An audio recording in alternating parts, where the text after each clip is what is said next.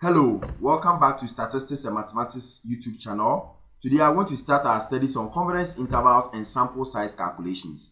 Our main focus will be point estimate, confidence intervals for the mean when our population standard deviation is known, confidence interval for the mean when our population standard deviation is unknown, confidence intervals and sample size for proportion, confidence intervals for variances, and standard deviation. But before we start, I want us to introduce ourselves to point estimate. So in some of our lessons that we have taken in statistics, we learned the definition for statistics, and we learned that we have two types of statistics. We said that statistics is a science of collecting, analyzing, interpreting, and presenting of what? Data. We have types of statistics, right? We have what we call descriptive statistics and we have inferential statistics. So the descriptive statistics summarize and describe the characteristics of a data set. So it uses what we call the mode, median, standard deviation, variance, percentiles, quartiles, etc. to describe what this data set. We have what we call the inferential statistics. So for example, let's say you want to make prediction about the whole population, but you cannot collect the whole data from an entire population to make this prediction for the whole population. So what we do is that we sample a sample from what? The population to make to find the result of this sample and use that sample to describe the entire population, right? So for example, we have two circles here. The first one is for population and the second one is for a sample. And then within the first one, we have three sorry, please, I'm coming.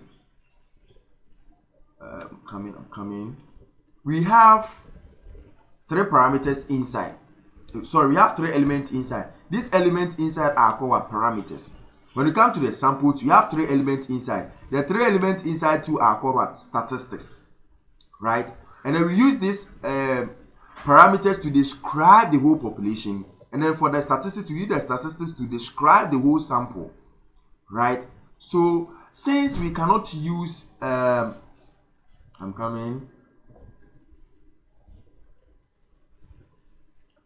Okay, let's continue. Since we cannot use the entire population or collect data from the entire population to make prediction for the population, and then we use the sample, what you are trying to say is that then if you are using the sample, then how can we describe the mean?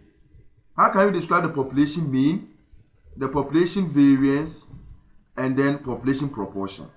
So we have to estimate this population mean, population variance, and population proportion using what? The sample. So when we come here, the estimate for the population mean is what we call what? It's equal to what? The sample, right? The sample mean, right? X bar. And the estimate for the population variance is what? The sample what? Variance. That's small s squared. And the estimate for the population proportion is what? The sample proportion, right? That's what? P cap. So it means that we are going to use this sample to estimate what? The population, right? So this is what? The estimate for the population parameters. So this just brings into memory what we call point estimate, right? So let's go back to our worksheet and then treat what we call the point estimate. But the first one, for the inferential statistics, I've given you explanation for the inferential statistics at what we just did, right? We are just saying that point estimate is a specific numerical value estimate of a parameter. The best point, so here you could see that we are just looking for the numerical value estimate for the parameter, of which we are going to use what? The sample to get our numerical value. So when you come here, you are saying that the best point estimate of the population mean is the sample what? Mean, as we have just discussed.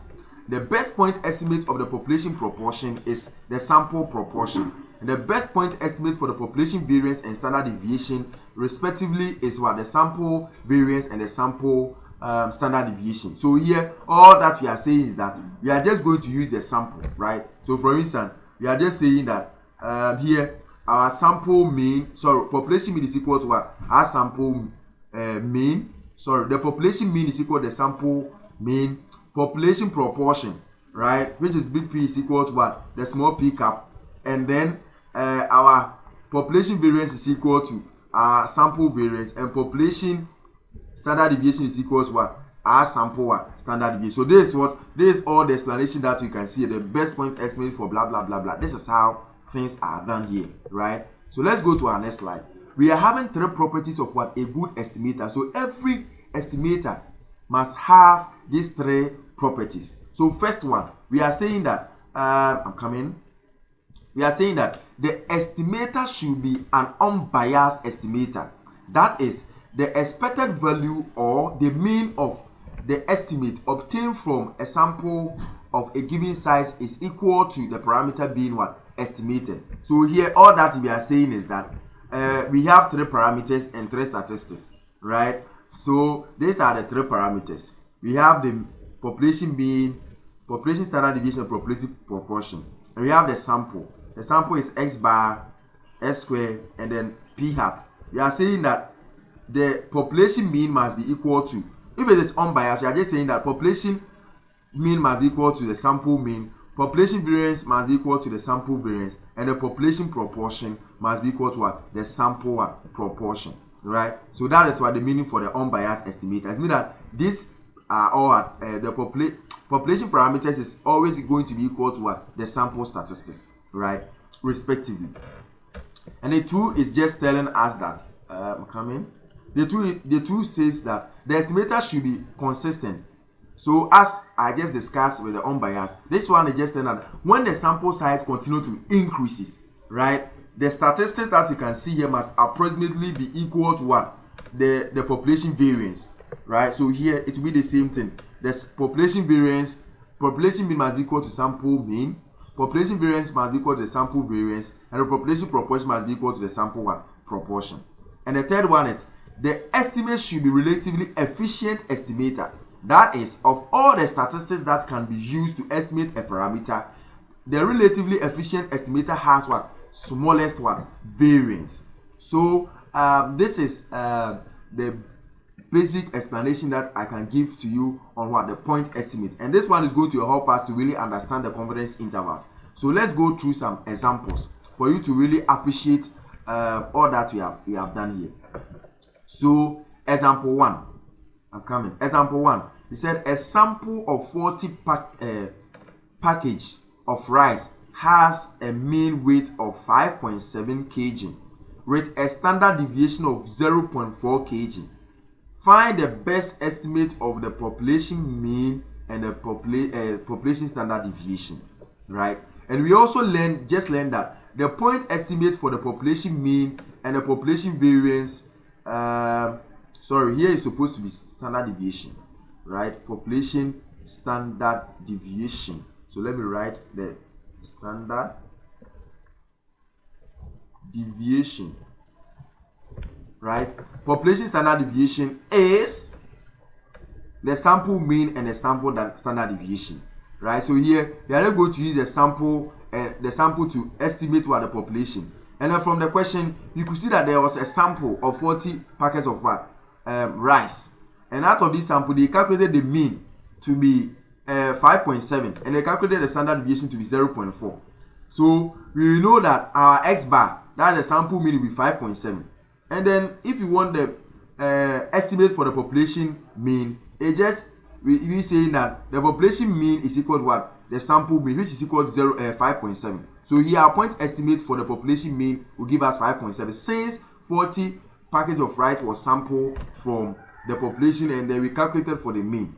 So here this mean is what we are using to estimate what? Our population mean, right? And for the standard deviation, the population standard deviation too, out of the sample they calculated the standard deviation for the sample to be 0.4 kg, right? So if you want the estimate for the population standard deviation, it will be equal to the sample standard deviation, right, as we have here, to be 0.47, right? Yes, so this is the answer to what? The questions. So here our population standard deviation, our population mean will be 5.7, our population standard deviation will be 0.4. The second question says, find the estimate of the population mean from the sample data below. So here we are having 2, 4, 10, and 15. And we have been asked to find the population mean. Here are the sample given. We are just going to calculate for the sample mean, and then we equate the sample mean to the population mean to get our estimate for the population mean. So here, this is how it will be. So the population mean is equal to the sample mean, and the sample mean is equal to 2 plus 4 plus 10 plus 15 divided by 4.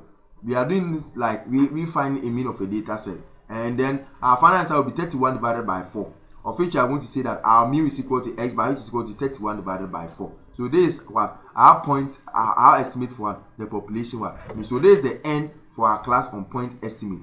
So please kindly take your time and watch it very well. If you haven't subscribed, you are new to this channel, please kindly subscribe, like and share so that this video will get to your friends for them to also benefit. Thank you for watching. Bye.